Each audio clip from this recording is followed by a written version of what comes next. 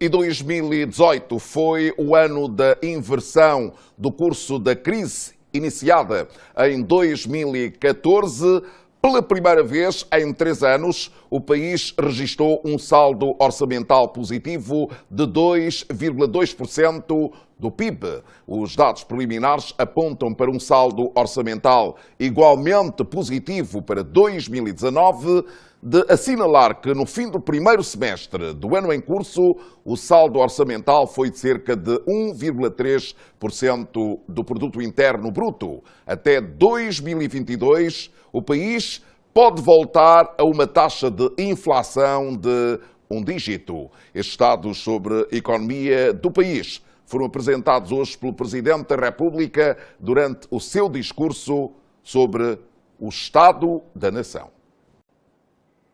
Foi dirigindo-se à nação que o Presidente da República lembrou que a crise que o país vive não tem 2 anos, mas sim quase 6. E a origem principal é a acentuada queda do preço do petróleo, principal produto de exportação do país, associada às dívidas.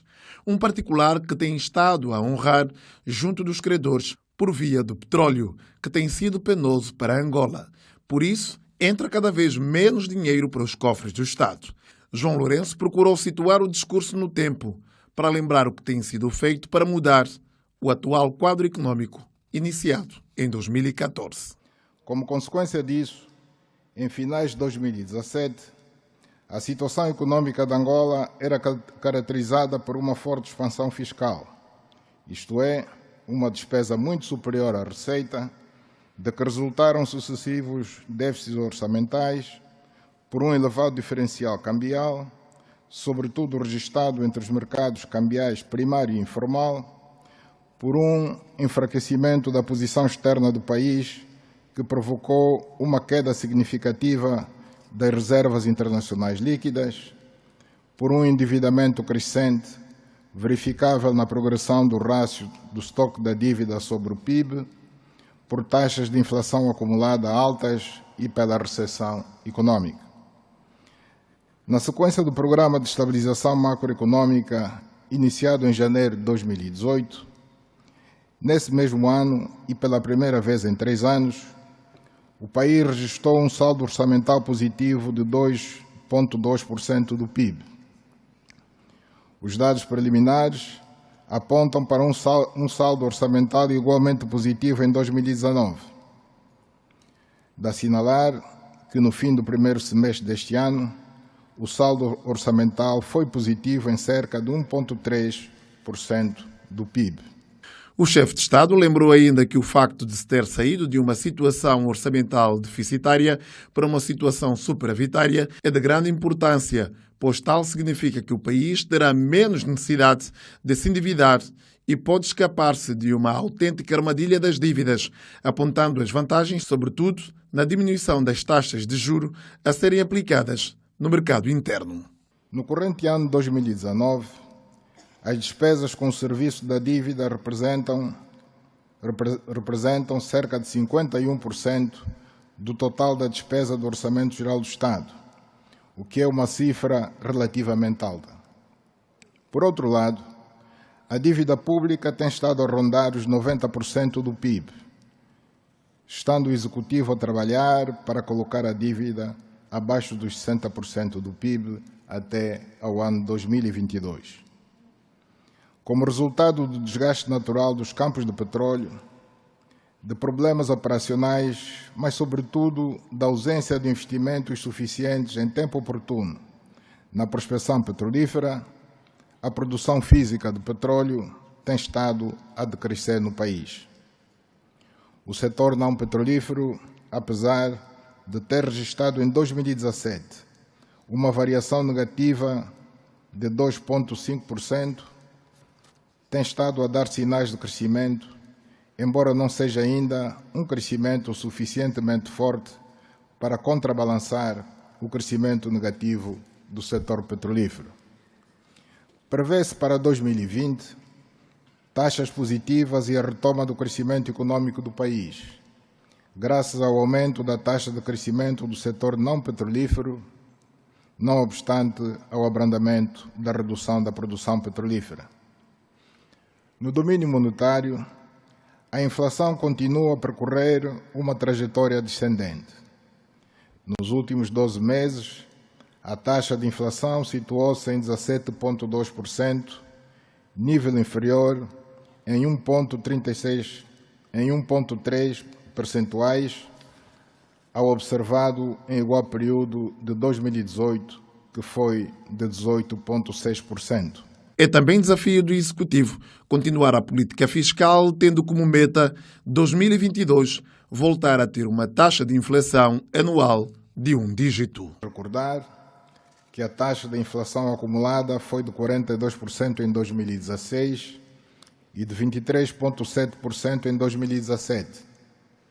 Vamos continuar a conduzir a nossa política fiscal, monetária e cambial, de modo que até 2022 Angola possa voltar a ter taxas de inflação anuais de 1 só dígito.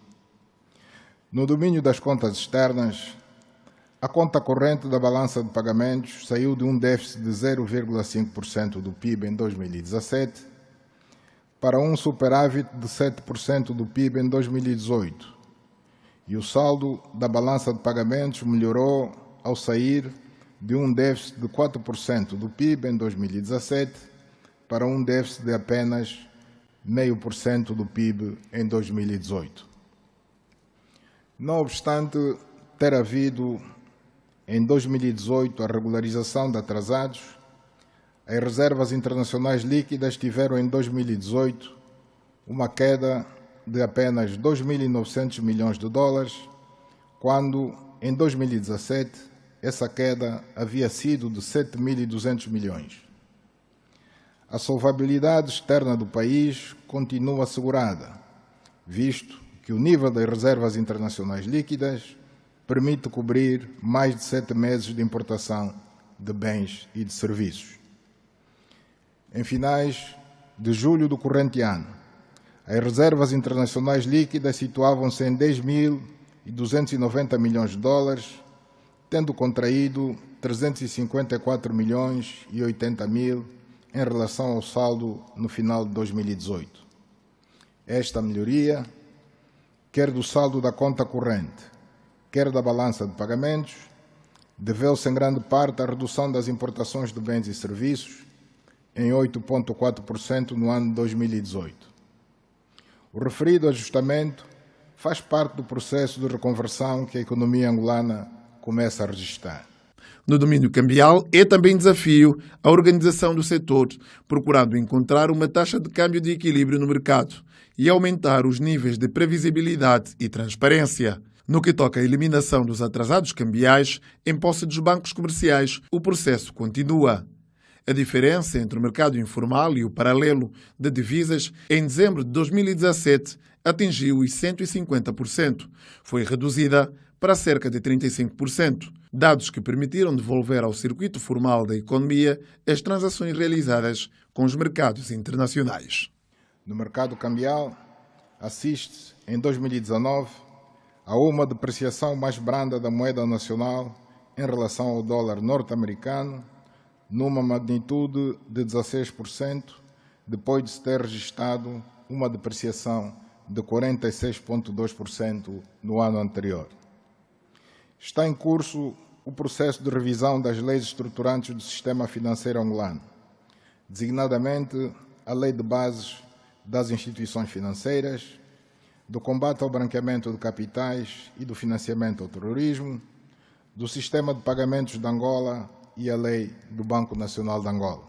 A classe empresarial vai continuar a merecer a atenção do Executivo, sendo que os bancos comerciais, por orientação do Banco Nacional de Angola, devem investir cerca de 2% dos ativos ao crédito, para além de outras facilidades de financiamentos vindas do exterior, iniciativa que, com o Prodese, darão mais vida ao setor privado do país, esperando que este setor também seja o maior fornecedor de bens e serviços das Forças de Defesa e Segurança. A outra medida importante apontada pelo Presidente da República foi a consignação de quase 2.000 milhões de dólares americanos para o Programa Integrado de Intervenção nos Municípios, conhecido PIM, cujo arranque foi dado no Alto Zambeze, província do Mochico.